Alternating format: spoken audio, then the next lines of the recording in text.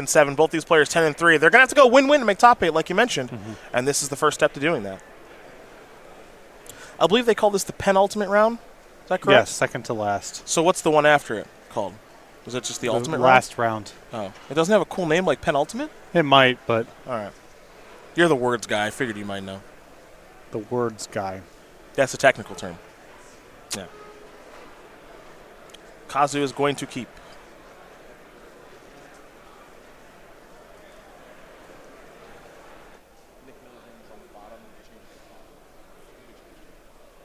Inkmoth Nexus for Kazu. For Brad, it's a untapped Hallowed Fountain, which means he could play Path to Exile or cycle Hieroglyphic Illumination. I like Hieroglyphic Illumination.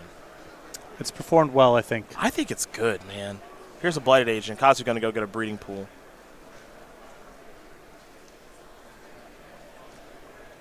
And Brad will cycle.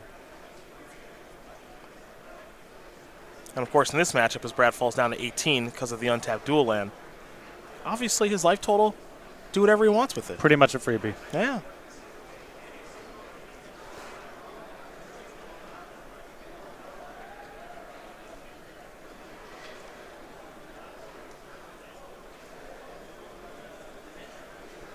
All right, we're going back to Brad. He is going to sacrifice a fetch. Wouldn't be a bad time for a Helix or a Lightning Bolt. Don't want to do it while engaging in combat.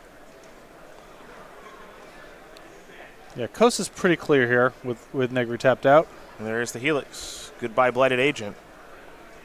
The trick here for Brad is just to keep these creatures off the battlefield and don't engage with them in combat. He's got a ton of removal, bolts and helixes and electrolyzes, and he's going to take 5 Infect right now.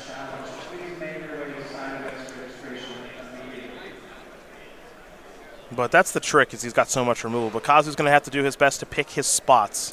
Yeah, try to not play into Brad's open mana. Try to overwhelm them all in one turn. There's a Field of Ruin there from Nelson. This is tough, too, because I wouldn't consider Field of Ruin to be the best way to stop an Inkmoth Nexus.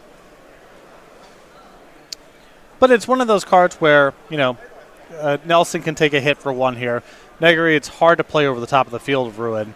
And then end of turn, you can try to wear one of them down. But just like we've seen over the years, playing against Infect in combat is a bad idea. For sure. I mean, if Negri has another green-producing land here, and he puts the Nexus in combat and has a Vines, I mean, that's just it if you went for Field of Ruin. Nelson looks like he's going to activate Field of Ruin now because Kazu has no interest in attacking. Curious about what his hand is up to. But we know it's nothing that makes him want to take an action, as he simply passed the turn back over to Nelson. Nelson will draw a card. 5 Infect here for Brad. But he made it out of that turn alive.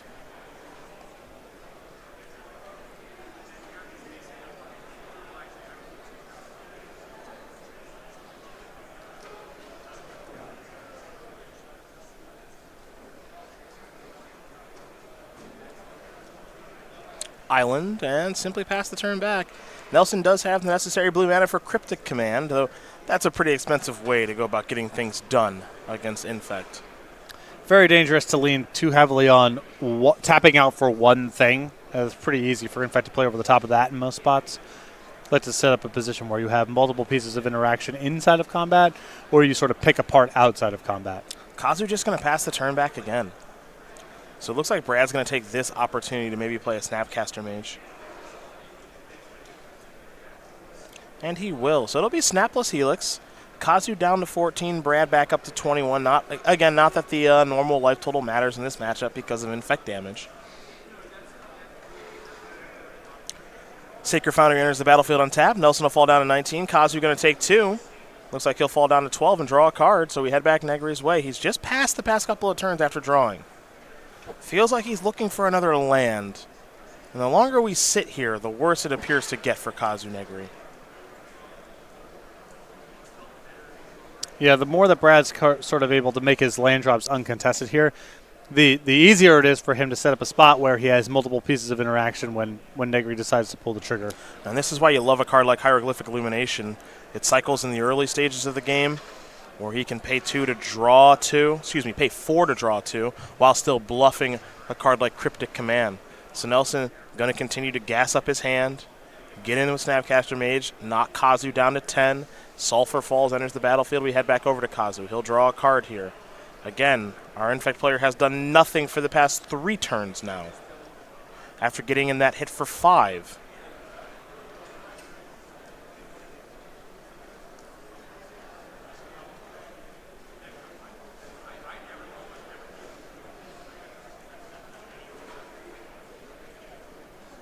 All right, there's a Blighted Agent, which I cannot imagine is going to live against the Bolt Path Electrolyze. Helix Electrolyze Snapcaster Mage deck.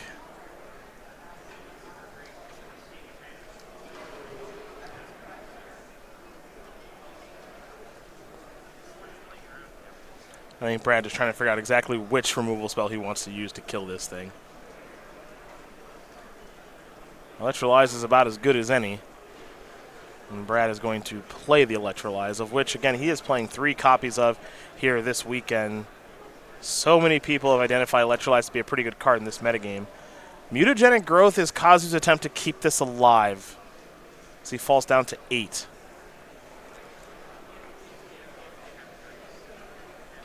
And Kazu's life total does matter. Definitely. I mean, even if he wins this battle over the Blade Agent, he's at risk of getting burned out. Brad's been sitting here just kind of accumulating cards for several turns.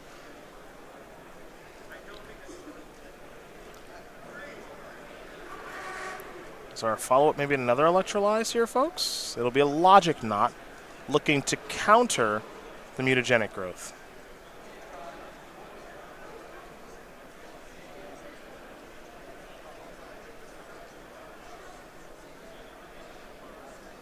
So down goes the Blighted Agent.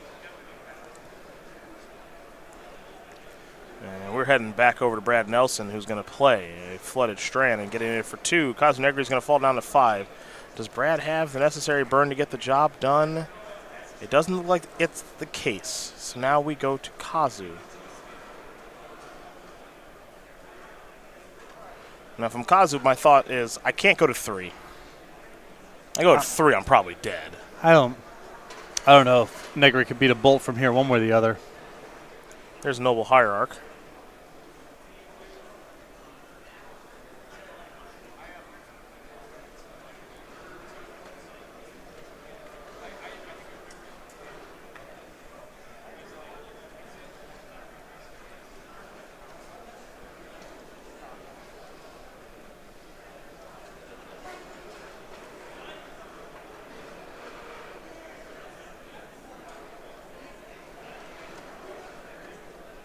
Brad's going to search up a land there in Hollowed Fountain.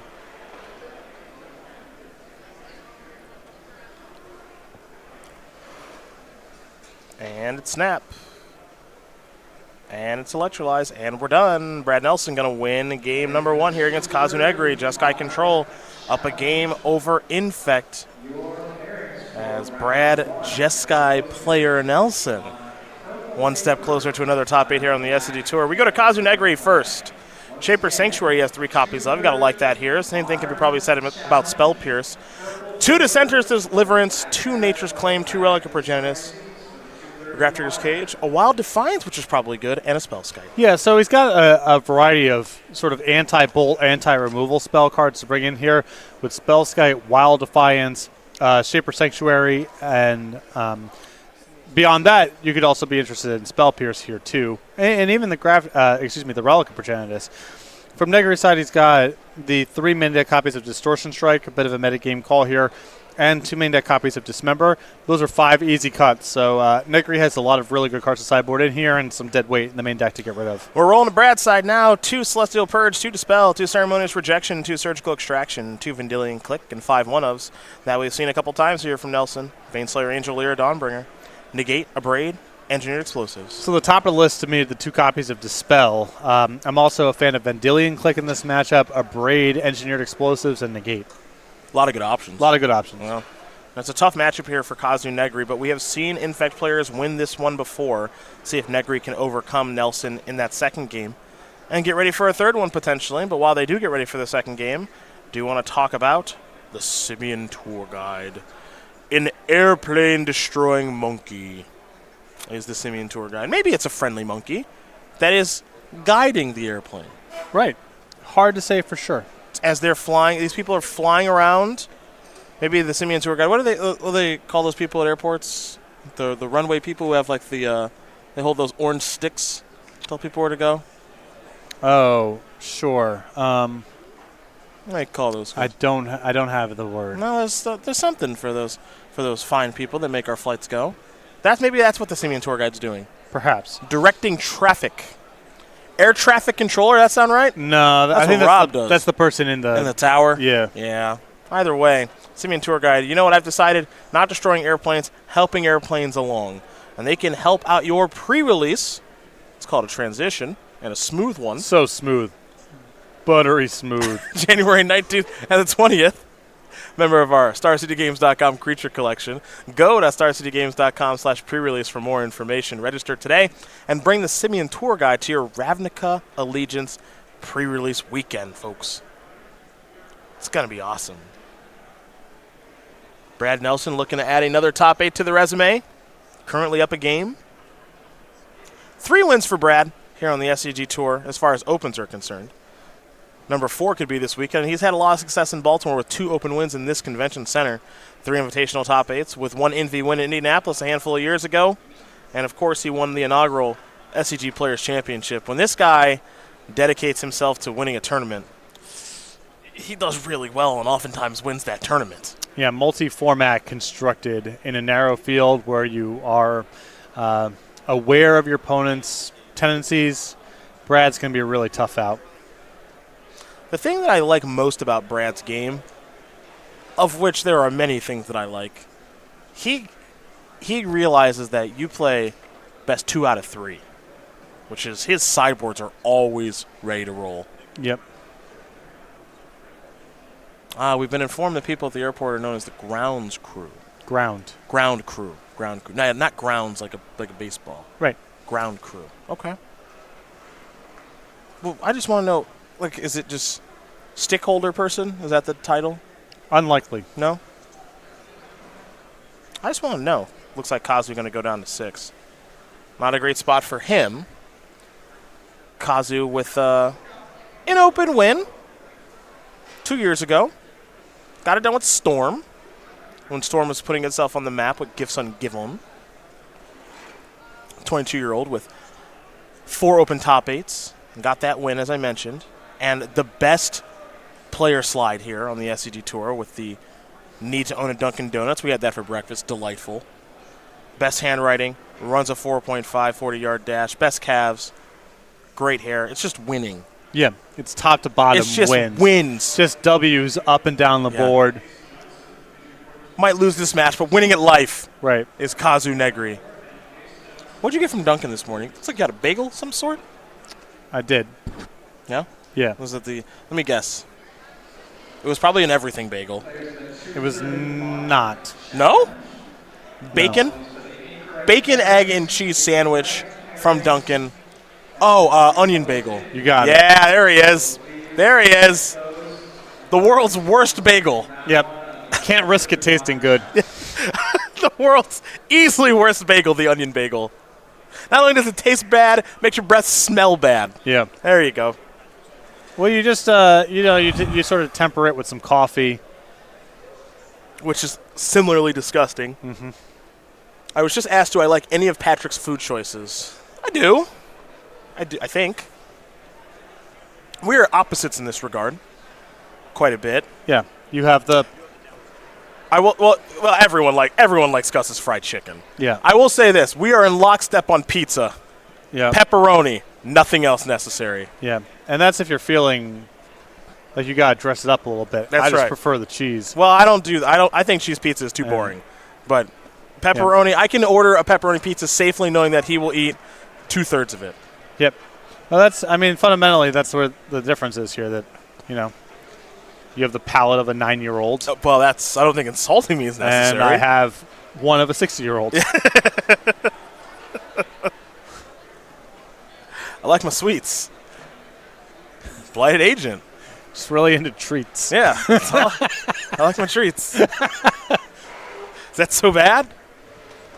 Now, this is an ideal start here for Kazu. He's got an Inkmoth, a Blighted, a mana up to defend himself, and a Noble Hierarch provide a little bit of everything. Mana, acceleration. A nice opening. Yeah, this is where you want to be if you're an Infect player against a Jeskai player. Brad going to play a Sulfur Falls past the turn back. I think my palette is quite lovely. Thank you. Okay. Verdant Catacombs. Attack step. Here comes Blight Agent. Exalted Trigger. Is there more to come? Brad is, I'm not going to engage with you in combat. Don't engage in combat. Yeah. Just wait until the end of the turn or your own turn to be doing anything. If I engage, that's how I get blown out. I'm not going to do that. Let's see what the follow-up is. Well, Electrolyze will be awkward if that shows up. Remember that Negri, though, has several sideboard copies of Spell Pierce. Very true.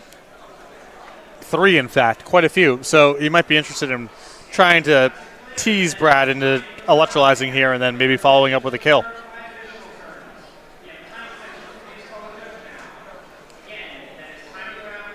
We're going to go over to Brad now. He'll draw a card. Nothing at the end of his second turn either for Brad Nelson. So it's now his third turn. We'll see if he has a third land to play. I saw an island in his hand, so it's clear that he does. And he will simply pass the turn back.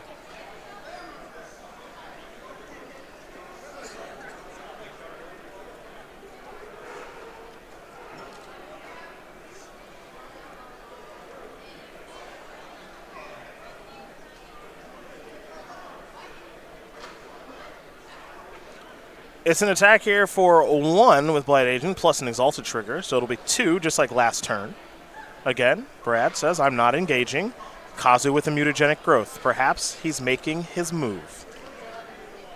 Now, if this Mutagenic Growth resolves, now it's up to a 4-4. And Negri can be much more aggressive trying to follow up with a Pump Spell because a single Bolt is now taken out of the equation as interaction. So if Mutagenic Growth resolves, as you mentioned, we can start checking off the boxes, like you mentioned. Electrolyze, Helix, Bolt, no more. Right. Path you got to be worried about. Counterspells you got to be worried about. That's probably it, right? Yeah, the white removal spells, past the most obvious one, there could be some weirdos in the sideboard. That's the primary concern. Okay. Especially because those could be cast for 1 mana, so Spell Pierce doesn't necessarily play back. Got it. But the red cards are off the table. Brad only has a single red mana, so he doesn't have to play around multiple bolts here. Just the white removal spell.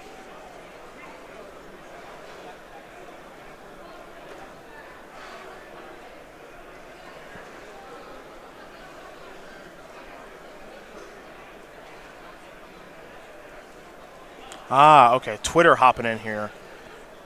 Marshalers for the people at the airport. I like it. That sounds a little more official to me, Twitter. Thank you. I love those that jump in on the conversation. Vines, got to be a counterspell, yeah. This is actually the great time for, obviously, the Spell Pierce that we mentioned. Well, not with Brad having 2 up. Oh, boy. Oh, boy.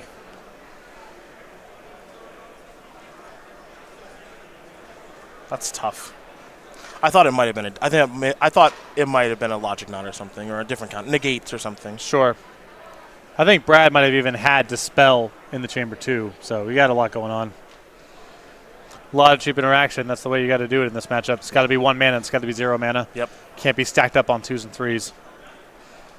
Field of Ruin. It's an answer to the Inkmoth Nexus. Nelson will pass the turn back. Kazu will draw.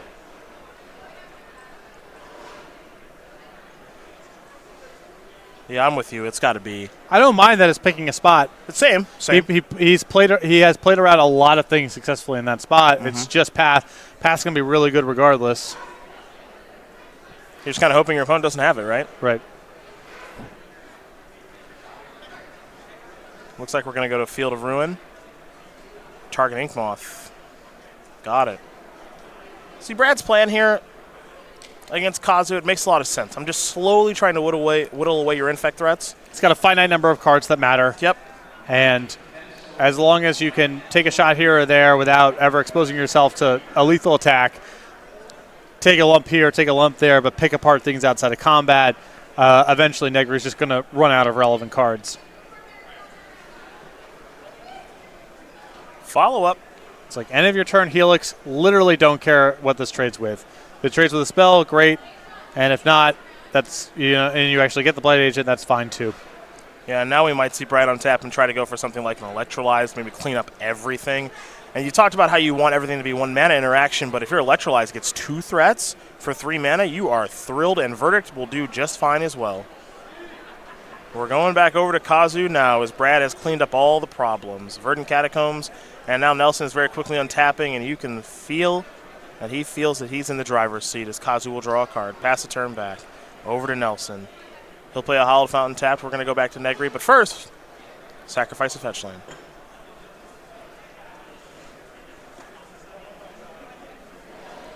Pretty well played game here by Brad. Yep. Had the right card at the right time. He's never taken an unnecessary risk. He's gotten his 2-for-1s. He's never really faced down that threatening of an attack, and now he's just waiting for something to pull ahead. The other thing, too, that I noticed, just when Brad was accepting the damage from the Blight Agent, you can tell he knows how this matchup goes, which is, yeah, like, I'm not going to interact with you in combat. Bring it on. I'll take my 2 Infect. We'll move on. Yep. He knows that. He's hoping, Kazu's probably hoping that he doesn't know that, but you also got to remember, Brad's played some Infect in his day, too, folks. So he knows what's going on.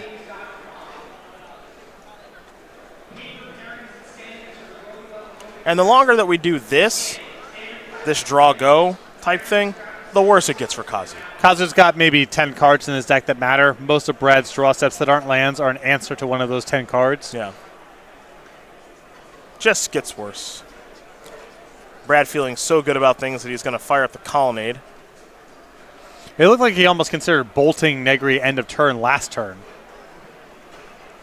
So yeah, he's trying to turn it on here a little bit. You really can't underestimate the way that Celestial Colonnade closes out games. Especially in the Just Guy builds, because you're backing it up with bolts and helixes and electrolyzes. Probably only need 2 hits with one. This deck pivots so fast to being able to close a game out, in contrast to the Azorius builds, which is usually a little bit more cumbersome in terms of closing out the game. Yeah. Brad will just pass the turn back this turn, which means I think we might have something like a bolt snap bolt coming. Or just only 1 red source of mana, so maybe not, but just not in a major rush here to race once Negri actually has an Infect threat. Sure. Then it's a lot more dangerous. If Negri doesn't do anything and just says go, I wouldn't even be surprised to see end of turn Cryptic bounce your Nexus. Untap, get a hit in there. Just to clear it up. You're in the clear. It's a safe hit. That would make some sense. I can get behind that. But I don't think Brad wants to be committing mana like that once, there's some threat of Negri being able to crack back and maybe playing over the top with his handful of cards. Glistener Elf has arrived.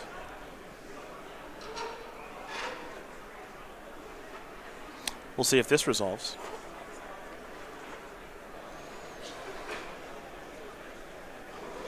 Nelson again with only 1 source of red mana at this stage of things. And he's going to go 1-1 with Electrolyze, Glistener Elf, and you face Kazu Negri.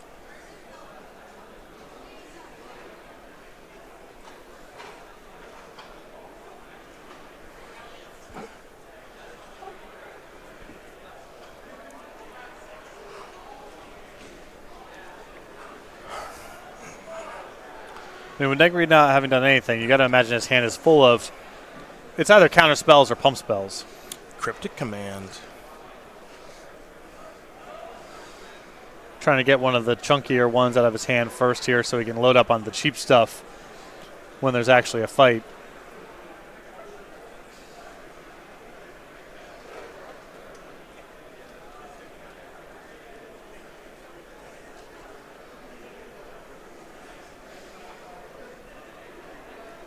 There goes Glistener.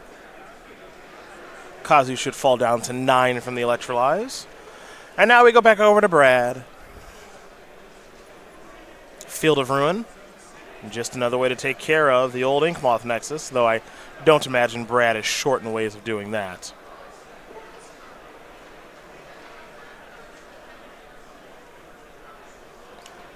That's a windswept heat there for Kazu. He'll pass the turn back, and now Brad is going to see if the coast is clear to maybe try to win this one with a Vendilion Click. The hand here for Kazu is the Distortion Strike, a Might of Old Croja, a land, and a Mutagenic Growth. All right, so Coast is clear to be able to Field of Ruin the Nexus. You don't have to worry about Vines, and that should pretty much do it. And Brad is going to go reach in here for Bolt, Colonnade, Field of Ruin, and all that stuff. Brad Nelson going to win this match here over Kazu Negri. 2-0. Jeskai control, just too much for Kazu.